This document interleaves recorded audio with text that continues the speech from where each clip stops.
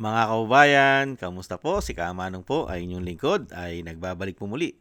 At samahan niyo po dito po sa Tambayan Makabayan at tayo po ay magkumentuhan. Magumpisa na po tayo. Kumentuhan po natin. Ito pong napakagandang paliwanag po ni Attorney Harry Roque. At tinatawag niya pong facts versus fake news. Umpisa na po natin ang mait na balita. Siyempre po, ano po pinag-uusapan? Ang laman po ng laging laman ng balita po ngayon sa mainstream media ngayon, yung kay Saldico. Ito po, magandang paliwanag po ni Atty. Roque dito po sa pagkakadakip kay Saldico. Pakinggan na po natin siya at panoorin. Magandang araw po sa inyong lahat. Ang pinakamalaking balita po ngayon ay di umano, nahuli daw po itong si Zaldico dyan po sa Czech Republic. Well, kailangan naman po ngayon pag-usapan natin ano bang katotohanan at ano bang mga fake news. Una siguro sa katotohanan ay si Zaldico ang kaisa-isahang testigo na nagsasabi na ang korupsyon ay nagmumula mismo sa presidente. Yan ay sinabi niya dahil nung siya ay chairperson ng Committee on Appropriations sa Kamara de Representante, nagpasok ng 100 billion na insertion si Presidente. Hindi lang po yan, no? Sinabi rin niya na siya mismo nag-deliver ng 25% ng 100 billion or 25 billion kay Presidente mismo. At ang mga pwedeng mag-corroborate dyan ay yung mga text messages ngayon na linabas at unang isinapubliko ni Congressman Leandro Leviste, no? So, hindi natin masasabi na kwentong kutsero na parang kay Madriaga yan kasi merong mga corroboration. Ang inaantay lang natin ay yung katapatan sa bayan at katapangan nung maglolo na Bersamin na sabihin nga ang totoo nang malaman natin kung totoo nga ba at makokorroborate ang sinabi ni Zaldico. Pero sinabi rin ng mga 18 Marines na sila ang mga pinag-utusan ni Zaldico para mag-deliver ng sangkatutak na pera. At alam naman nila kung saan nila dineliver at kung kanino dineliver ang mga salaping ito. So pwede rin yan ma-corroborate. Pero ngayon po, ang balita ay naaresto na ba si Zaldico? Well, ano na naman ang facts at ano na naman ang fake news? Ang facts ay siya ay nasa Europa. Ang fact ay meron siyang Philippine passport. Ang fact ay ang Sandigan Bayan ay nagkansila ng kanyang passport. Ngayon, ano ngayon ang sinasabi ng Malacanang? At walang iba pa kundi ang presidente nagsalita. Ang sinasabi niya, unang-una, napahuli daw nila si Zaldico.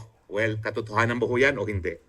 Well, ngayon, nagbigay linaw na itong si Interior Secretary John Vic Remulla, hindi po Philippine government ang nagpa-aresto. Di umano, si Zaldico ay pumasok ng walang dokumento ng Czech Republic galing ng Germany. Ibig sabihin, ang fact na alam natin ay yung Sandigan Bayan ay pinakasila kanyang passport. So mukhang siya ay nagtangka na pumasok ng Czech Republic nang pinakita ang passport, ang nanay-check, yan ay revoked na. So talagang dahilan yan para siya ay ma-detain ng immigration authorities at kung hindi siya hihingi ng asylum, yan ay dahilan para magkaroon ng summary deportation. Pero fact, ano ba ang proseso sa Czech Republic? Ito po ay pinag-aralan ko na. Ang proseso po dyan, bagamat po pwedeng ma-detain siya hanggang isang taon dyan, no? Pero at the average 90 days bago siya ma-deport, ang katotohanan ay sa unang 7 araw ng pagkakadetain sa kanya, kinakailangan sabihin ng Czech authorities kay Zaldico na po pwede siyang humingi ng asylum. Obligasyon po yan ng Czech authorities na kapag minahuli sila na illegal entrant o yung pumapasok na walang visa, walang passport, na kapag siya ay nadetina, sasabihan na may karapatan siyang humingi ng asylum. Nung una po kasi, ako'y nagdarasal na kahit papano, alam ni Zaldico kung ano yung asylum. Nakampante po ako nung aking sa pag-aaral, nalaman ko, obligasyon ng mga otoridad sa Czech Republic na sabihan siya tungkol doon sa karapatan na kumuha ng asylum. Ang mangyayari lang po dyan, habang siya ay pinaprocess sa asylum, ng kanyang asylum, siya ay mag-i-stay sa isang asylum center. Pero hindi po yung pagkakakulong. Para po yung asylum center na tinuluyan ko rin sa Netherlands, habang kinukuha ang aking mga biometrics, ine-examine ako ng medical na mga doktor dahil mahirap nga po kung ikay lalabas pa ng kampo. Dahil yung pila sunod-sunod, ang gusto nila, nandun na yung aplikante para madali lang makausap. So dahil may obligasyon po ang Czech Republic na sabihan siya na meron siyang karapatan mag-asylum, tingin ko ba siya ay kukuha ng asylum? Well, sa tingin ko po, alam ni Zaldico na dahil siya ay ngayon ang kaisa-isang testigo na po pwede makorroborate ng mag-lolo na Bersamin na ang korupsyon ay nanggaling mismo sa ulo kay Marcos Jr. mismo, talagang alam niya na may banta sa buhay niya. Ang banta sa kanya hindi lang sa pagkakakulong, gaya ng banta sa akin dahil sila ay nagtanim kaso ng non-bailable case. Ang banta sa kanya, patuloy na siyang patatahimikin, gugurgurin, papatayin. At yan po ay napakalakas na basihan para magkaroon ng asylum.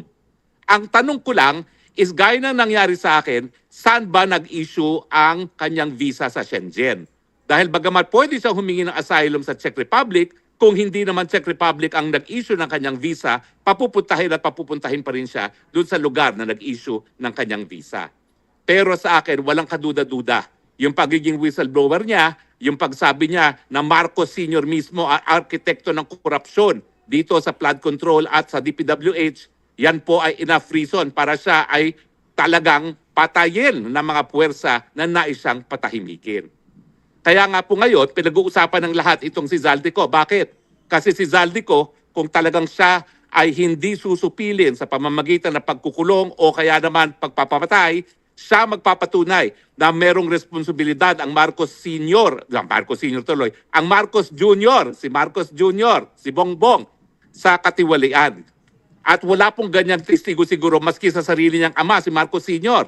Napaka-importante po ng testimonya ni Zaldico, kaya naman, bagamat hindi ko sinasabi na wala dapat siyang pananagutan, ang katotohanan, kung wala ang testimonya ni Zaldico, mahihirapan tayong maparusahan ang Marcos Jr. at ang kanyang pamilya.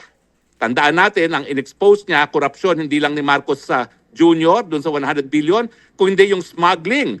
Smuggling pati sa pagkain na ginagawa ng First Lady Di Umano at ng kapatid ni First Lady Di Umano.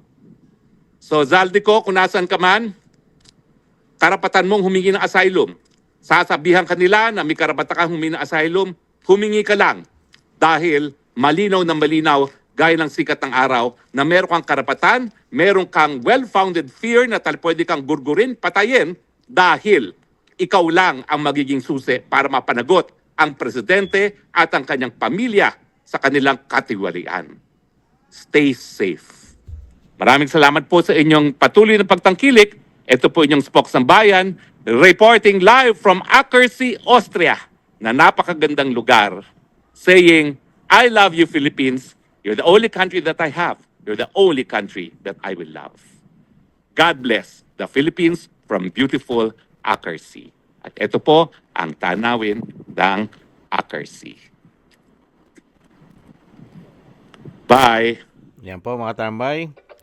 Ang magandang information po na binigay po ni Atty. Roque na nasa Austria po siya at napakaganda po ng view ng kanya pong lugar. At syempre po si Atty. Roque ay nakakuha na po ng asylum dahil isa rin po siya sa ginikipit ng gobyerno na tinatawag pong bangag ng kanyang ate, mga kababayan. Yan po. Yan po ang sinasabi pong facts at fake news. Lumalabas po na fake news pag sinasabi po ng gobyerno na tinatawag pong bangag ng kanyang ate na sila po ang nakahuli o sila nagpaaresto at nahuli na si Zaldico, ay hindi po pala ito ang facts. Fake news po pala, mga kababayan. Dahil si Zaldico, pinaliwanag ni Atty. Roque kung paano po siya nahuli o paano po siya, hindi po siya nahuli. Siya po ay kinwestiyon po sa kanyang pasaporte. Dahil ang kanyang pasaporte ay hindi na po gumagana dahil nga po nirevoke na ng gobyerno. Dahil nga po sa sinasabing siya raw po ay wanted na sa Pilipinas. Hindi po ba? At syempre po ang PACS po, ano po sinasabi na Atty. Roque? Pwede pong mag-apply ng asylum sa Czech Republic. At mismo ang Czech Republic ay pwede pong magsabi kay Zaldico. Lalong-lalo na po kung sasabihin ni Zaldico na siya po ang susi at napakarami niyang hawak na kaalaman at ebidensya sa massive korupsyon ng pamilya at ng gobyerno ng binagong ang Pilipinas. Dahil alam naman po natin, napakarami po nilang issue, pati nga yung asawa, kapatid. Hindi ba? Mga sa pagkain, mga smuggler, at isang damukal, pati po ang 100 milyon na sinasabi ni Saldico at isang damukal pa po. Hindi lang po yan ang issue nila. Isang damukal po issue.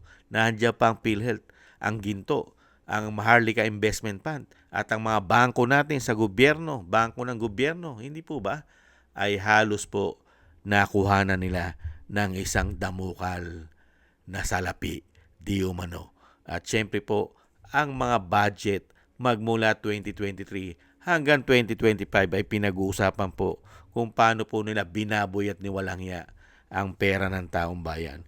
Kaya nga po, yan po ang sinasabi ni Atty. Roque. Masyado po kasing nagmamagaling at nire-report pa na nahuli na at parang pinalalabas ay sila pa nakahuli. Mga kababayan, hindi pala ganon. Dahil yan po ay inaral na mabuti ni Atty. Roque dahil siya po ay pinagdaanan niya po yan. At siya rin po ay nasa Europa.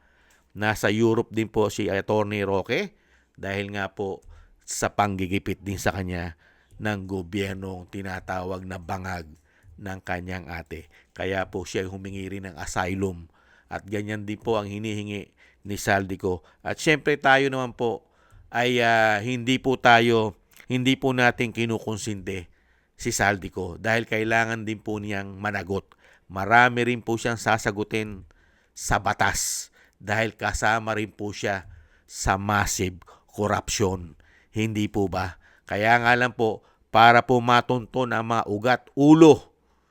ulo ng korupsyon ay malaking tulong po o malaking susi dito po sa pagtuklas na mahuli ang mismong mga ugat, mga ulo ng korupsyon si Saldico. At hindi lang naman po si Saldico, yung Maglolong Bersamin ay malaki rin po ang hawak na maitutulong na ebidensya ang Maglolong Bersamin. Ayon po kay Atty. Roque. At syempre po yung mga PACS, sinabi naman po ni Atty. Roque kung anong mga PACS, di ba? Na si Saldico ay matibay ang kanyang mga tinuran, ang kanyang mga sinabi, mga pinasabog ng pamilya Marcos at ang pinsan at isang damukal na mga politiko, may senador, may congressman na sangkot dito sa korupsyon, mga kababayan. At napakarami pang PACS, lalong-lalo na kasama pa dyan ang mga soldiers at ex-marine. At syempre po, dito po sa pinagmamalaki nila, ay tingnan po natin kung mapapauwi po nila si Saldico. Dahil dito sa sinasabi ni Atty. Harry Roque, pagka ito po ay nabigyan ng asylum, katulad ni Atty. Roque, ay mahihirapan po silang pauwiin si Saldico. Makakauwi lang po yan, mga kababayan, kung magkakaroon na po ng seguridad si Saldico. Kasi nga, mahirap magkaroon ng seguridad dahil alam ni Saldico kung sino ang nagpapahuli sa kanya at nagpapauwi kung gusto man siyang pauwiin. Baka hindi po siya mabigyan ng seguridad. Baka siya'y matsugi. Baka siya'y patahimikin ayon kay Atty. Roque dahil siya po'y susi.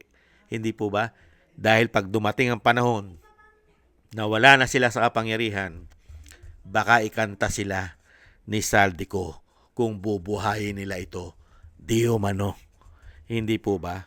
Kaya ingat-ingat po at tingnan po natin ang angas at yabang ng sinasabi po na bangag ng kanyang ate na pinagmamalaki na po yan pati po ang mainstream media at napakarami rin po sa social media na yan po ay binabalita na po nila at talagang yung credit, akala mo yung credit ay sila ang gumawa, mga kababayan. Yung pala, hindi naman pala totoo. Kinwestiyon po at hindi po gobyerno ng Pilipinas ang nagpahuli, mga kababayan. Siya po ay nahuli dahil sa kanyang pasaporte na hindi po pwede sa Czech Republic. At malaki rin po ang tsansa niyang mabigyan siya ng asylum, mga kababayan. Maraming salamat po, Atty. Roque. At syempre po, ingat-ingat po kayo. Dahil alam naman po namin na isa rin po kayo sa pinag-iinitan ng gobyernong binagoong ang Pilipinas at ng tinatawag na bangag ng kanyang ate. Ingat-ingat po kayo. At syempre po, ganun din po kay dating Pangulong Duterte ay lagi po sana maingatan. Sama po natin sa ating madasal ang kanya pong kalakasan at kalusugan at madugtungan pa po ang kanyang buhay at kalakasan. At kay Saldico, doble ingat ka rin. Doble ingat. Dahil kung